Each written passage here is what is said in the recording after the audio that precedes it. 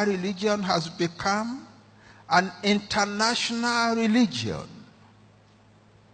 There are more people espousing Yoruba religion outside Nigeria today than there are in Yoruba land in Nigeria.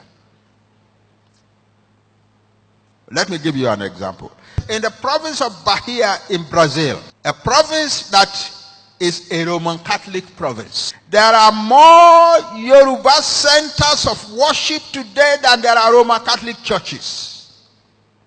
Almost everybody who is a Roman Catholic is also a worshipper of Ogun or Ija or Yemoja or Oshun and so on. And Yoruba religion is spreading in the world. A professor of comparative religions wrote a book a few years ago. The title of his book, The 8 Leading Religions That Rule the World. And in order of strength in the world, number of people, power, influence, and so on. Yoruba religion is the 6th of the 8. And that's the only religion from Africa that is an international religion. Okay, so here we are. We have built all these great things, but we don't know how to handle politics somehow. Because when we start fighting among ourselves, we just keep fighting. And we don't look around us to see what is really happening to us. So today, in the 19th century, we fought wars, and we couldn't stop them. And Ibadan, thank God for Ibadan. The Ilorin people, who are not Fulani at all, they were Muslims, but they were not Fulani.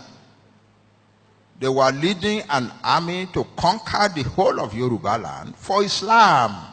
So the Ibadan people met them in Oshogbo in 1840 and soundly defeated the army, destroyed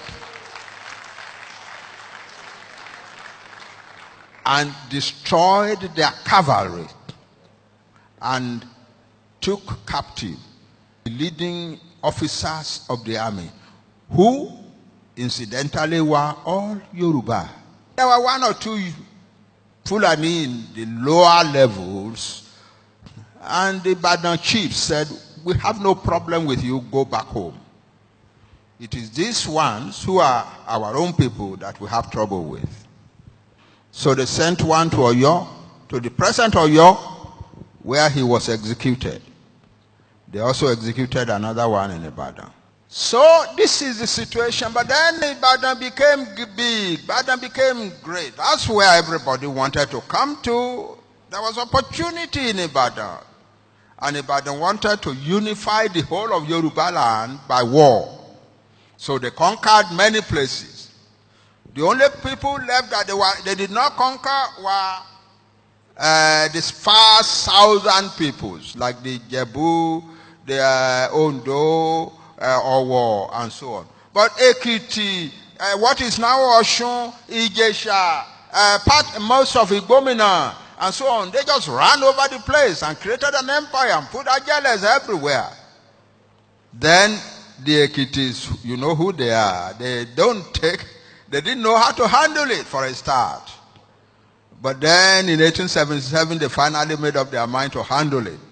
So one of their boys started trouble by killing the local Ajele. And the rest of the Ekiti, then people revolted and drove the Ajeles out of their land. And then created an army called the Ekiti Parako Army. And the war went on from 1877 until 1886. It is the peace treaty of that year, September 23, 1886, that we are celebrating today. So what is the significance of that treaty? It brought to an end in our land a whole century of troubles and wars. But here is another angle that you may not have heard before. As of that time, the British and the French and so on were already interested in empires in Africa. But as of that moment, if we had joined hands to defend our land, we would never have become British colony. That's 4 years after that war, after the treaty, the Kiriji Treaty. Ibadan army had an army of about 80,000 men, well armed, on the Kiriji war front. They had made the treaty, but they had not gone home. They had an army of about 80,000 people in the Kiriji war front. The Ekiti Kwarako had an army of about 50,000. I want you to get a piece of paper and pencil and write these things down. Ilorin, which I told you was mostly Yoruba, was Yoruba in command and everything, had a small army supporting the Ekiti Kwarako, maybe about 15,000 at the same place. At the same time, Ibadan had an army of about 35,000 in Oru, fighting against the Ijebu. The Ijebu had in Oru an army of about 50,000. Are you adding these figures?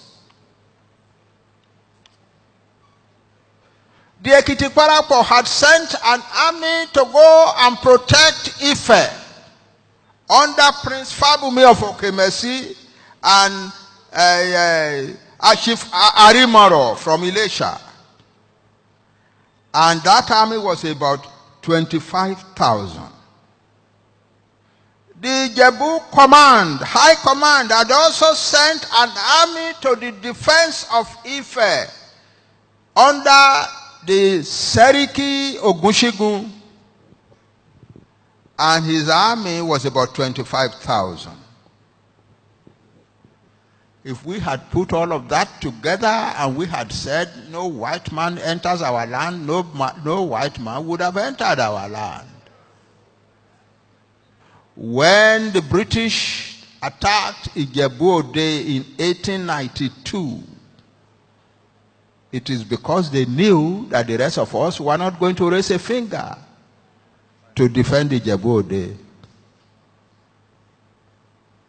That's the lesson from Kiriji, from the 19th century, from the wars of the 19th century, from the strength that we built in the 19th century, from our whole history. A great nation stands still and let all sorts of smaller nations run over it. It is time that we began to take control of our lives.